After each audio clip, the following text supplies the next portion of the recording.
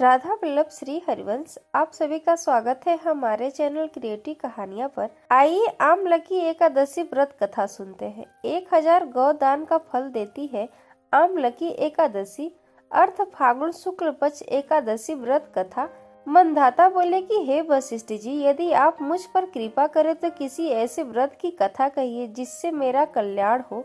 महर्षि वशिष्ठ बोले कि हे राजन, सब व्रतों से उत्तम और अंत में मोक्ष देने वाले आमलकी एकादशी के व्रत का मैं वर्णन करता हूँ। यह एकादशी फाल्गुन मास के शुक्ल पक्ष में होती है। इस व्रत के करने से समस्त पाप नष्ट हो जाते हैं।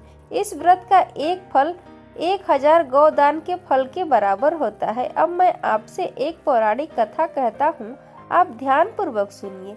एक वैदिश नाम का नगर था जिसमें ब्राह्मण, क्षत्रिय, वैश्य और शूद्र चारों वर्ण आनंद सहित रहते थे। उस नगर में सदैव वेद ध्वनि पूजा करती थी तथा पापी, दुराचारी तथा नास्तिक उस नगर में कोई भी नहीं था।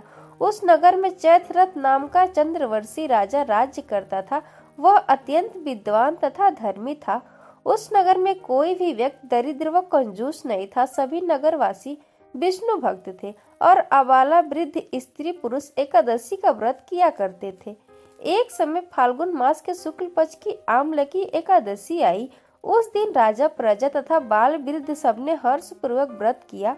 राजा अपनी प्रजा के साथ मंदिर में जाकर पूर्ण कुंभ स्थापित करके धूप, दीप, नैवेद्य, पंचरत्न आदि से आंवले का पूजन करने लगे और इस प्रकार स्तुति करने लगे। हे धात्री, तुम ब्रह्म स्वरूप हो, तुम ब्रह्मा जी द्वारा उत्पन्न हुए हो और समस्त पापों का नाश करने वाले हो। तुमको नमस्कार है। अब तुम मेरा अर्घ्य स्वीकार करो। तुम श्री रामचंद्र जी द्वारा सम्मानित हो। मैं आपकी प्रार्थना करता हूँ, अतः आप मेरे समस्त पापों का नाश करो। उस मंदिर में सबने रात्रि को जागरण किया। रात के समय वहाँ एक बहेलिया आया जो अत्यंत पापी और दुराचारी था। वह अपने कुटुंब का पालन जीव हत्या करके किया करता था। भूख और प्यास से अत्यंत व्याकुल वह बहेलिया इस जागरण को देखने के लिए मंदिर के एक कोने में बैठ गया और विष्णु भगवान तथा एकादशी महात्म्य की कथा सुनने लगा। इस प्रकार अन्य मनुष्यों की भांति उसने भी सारी रात जागकर बिता दी। प्रातःकाल होते ही सब लोग अपने घर चले गए तो बहेलिया भी अपने घर चला गया। घर जाकर उसने भोजन किया। कुछ समय बीतने के पश्चात उस बहेलिये की मृत्यु हो गई। मगर उस आमलकी एकादशी के व्रत तथा जागरण से उसने राजा विदुरथ के घर जन्म लिया और उसका नाम वसुरथ रखा गया।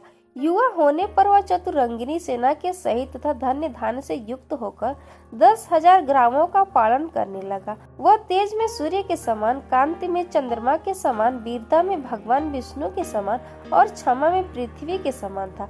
वह अत्यंत धार्मिक, सत्यवादी, कर्मवीर और विष्णु भक्त था। वह प्रजा का समान भाव से पालन करता था। दान देना उसका नित्य कर्तव्य था। एक दिन राजा शिकार खेलने के लिए गया। देव यज्ञ से वह मार्ग भूल गया और दिशा ज्ञान न रहने के कारण उसी वन में एक वृक्ष के नीचे सो गया। थोड़ी देर बाद पहाड़ी मलेच्छ वहां पर आ गए और राजा को अकेला देखकर मारो मारो शब्द करते हुए राजा की ओर दौड़े। मलेच्छ कहने लगे कि इसी दुष्ट राजा ने हमारे माता पिता, पुत्र पौत्र आदि अनेक संबंधियों को मारा है तथा देश से निकाल दिया है, अतः इसको अवश्य मारना चाहिए।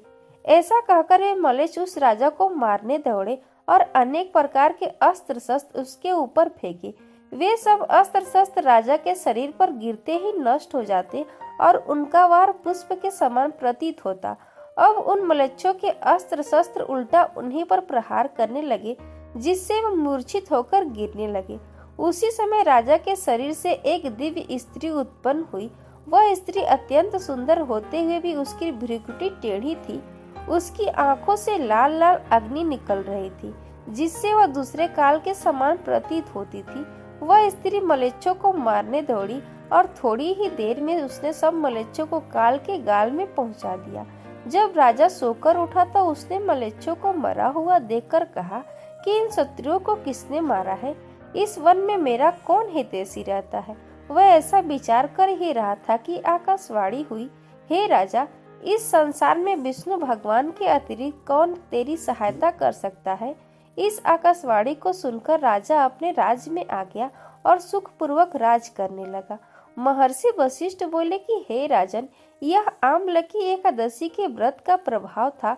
जो मनुष्य इस आमलकी एकादशी का व्रत करते हैं वे प्रत्येक कार्य में सफल होते हैं और अंत में विष्णु लोक को जाते हैं।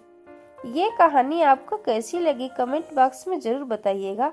अगर आप मेरे चैनल पर नए हैं तो मेरे चैनल को सब्सक्राइब करें और वीडियो को लाइक और शेयर करें।